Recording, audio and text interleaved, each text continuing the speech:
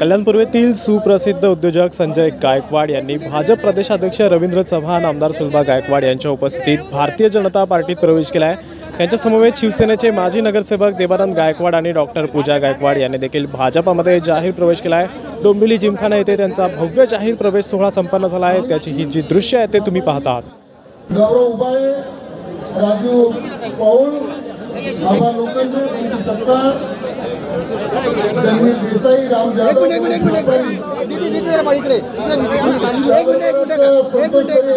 दीपेश तरे, किरण तरे, अमित तरे, किशोर राठोड, निलेश तरे, राजेश वेगळे, उमेश साळुंके या सगळ्यांचं या ठिकाणी भारतीय जनता पार्टीमध्ये पक्ष प्रवेशासाठी स्वागत करावे।